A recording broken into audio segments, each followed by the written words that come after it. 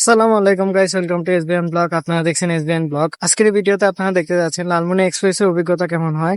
আজকে আমি লালমনিরহাট থেকে ঢাকার উদ্দেশ্যে লালমনি এক্সপ্রেসে যাত্রা করতে যাচ্ছি। সেই যাত্রার অনুভূতি কেমন হয় সেই ভিডিওটি আমি আজকে আপনাদের দেখাবো। ভিডিওটি ভালো লাগলে অবশ্যই লাইক, শেয়ার এন্ড কমেন্ট করতে ভুলবেন না। ধন্যবাদ সবাইকে। নতুন বছরের শুভেচ্ছা।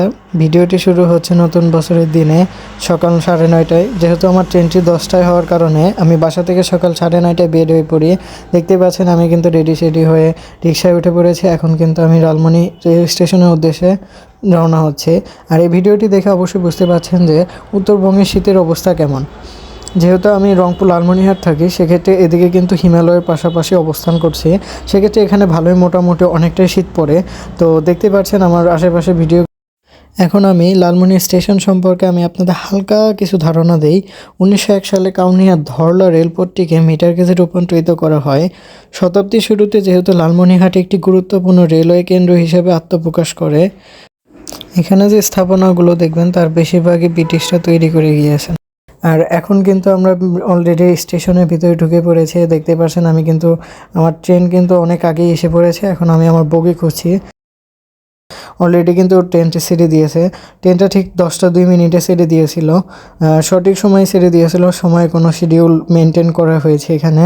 তো দেখতে পাচ্ছেন আমি কিন্তু আমার সিটে বসে বাইরেরও মজা উপভোগ করছি। তো ভিডিওটি দেখতে থাকুন। পুরো ভিডিওটি অবশ্যই ভালো লাগবে আশা করা যাচ্ছে। আর ভিডিও গতি দেখে মনে হচ্ছে যে ট্রেন অনেক জোরে যাচ্ছে, কিন্তু না, এটা আসলে আমি ভিডিওটিকে হালকা ফাস্ট করে দিয়েছি যাতে আপনাদের বিরক্তি না আসে।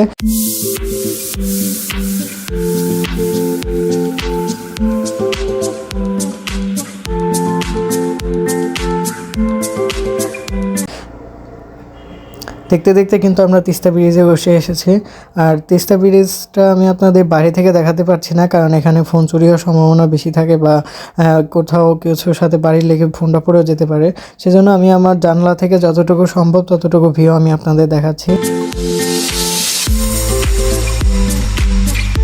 ভিডিওটি কিন্তু মাঝে মধ্যে আমি হালকা স্পিড বাড়িয়ে দিয়েছি যাতে আপনাদের বিরক্ত না হয়, এবং কি আমারও যা যা দেখানোর দরকার তা আমি আপনাদের দেখাতে পারি।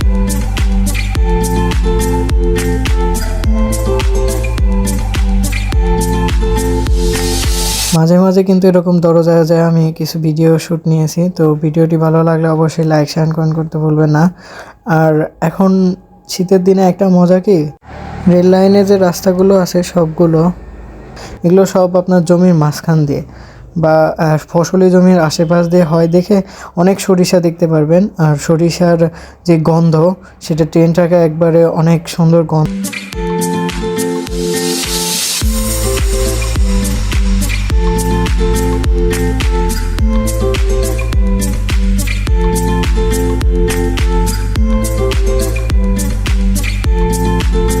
আপনার যেদিকে চোখ পড়বে সেদিকেই শুধু সরিষা আর সরিষা মনে হবে।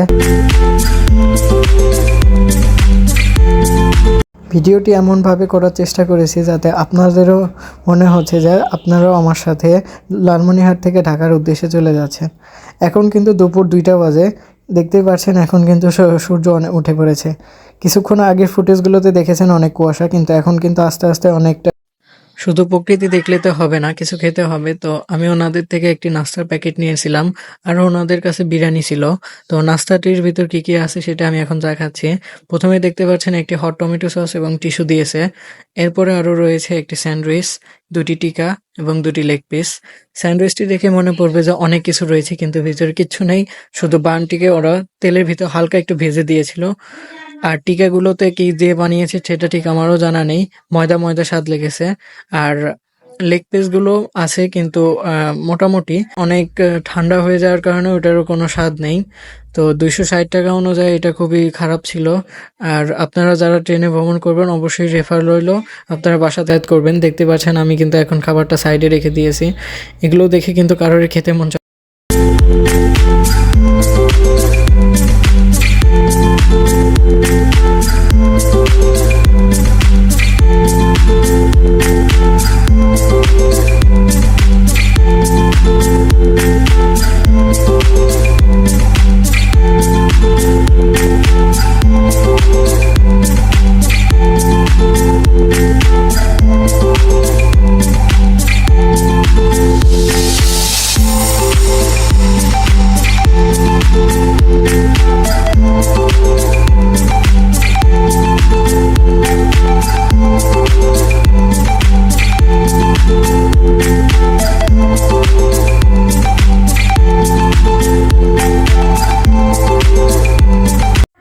দেখতে দেখতে কিন্তু আমরা যমুনা সেতুতে উঠে পড়েছি। আর বামে পাশ দিয়ে যে আপনারা লাইটগুলো দেখতে পাচ্ছেন, এটা কিন্তু নতুন ব্রিজ হইতেছে, যে সেটার কাজ চলতেছে। এটা কিন্তু এখনও 70% মতন কমপ্লিট হয়েছে।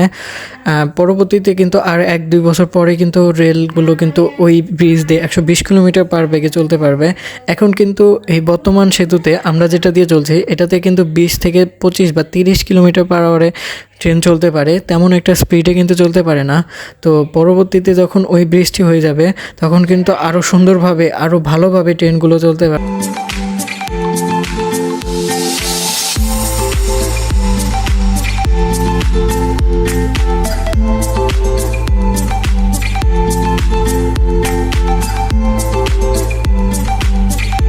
আজকে ভিডিওটি এখানেই আমার শেষ করা লাগবে, কেননা যেহেতু রাত হয়ে যাচ্ছে আর দেখানোর মতন ওরকম কিছু নাই। স্টেশনটি পার হওয়ার পরে কিন্তু আমরা ঢাকার কাছাকাছি পৌঁছে যাব। এতদূর যতটুকু আসলাম, দিনের আলো থাকে আপনাদের অনেক কিছু দেখাতে পেরেছি। আশা করি আপনাদের অবশ্যই ভালো লাগবে। এখন রাত হয়ে যাচ্ছে, এখন কিন্তু আমি আপনাদের বেশি কিছু দেখাতে পারবো না। যেহেতু দেখাতে পারবো না, আমি কিন্তু রাত 9টার দিকে যে কমলাপুর স্টেশনে থামি এবং সেখান থেকে আমি আমার গন্তব্যে চলে যাই। যদি ট্রেনের অভিজ্ঞতা জানতে চান, মোটামুটি ভালোই লেগেছে, কিন্তু বাসের থেকে একটু খারাপই লেগেছে। 9 ঘন্টা বসে থাকা কারোর পক্ষেই সম্ভব না। বাসে যদি যাতায়াত করেন সেই ক্ষেত্রে 6 থেকে 7 ঘন্টা সময় লাগবে। এমনকি টাকার দিক থেকেও একটু বেশি খরচ হয়, ভালো খাবার দাবারও পাচ্ছি না আমরা, তো একটু সমস্যা হবে। ধন্যবাদ।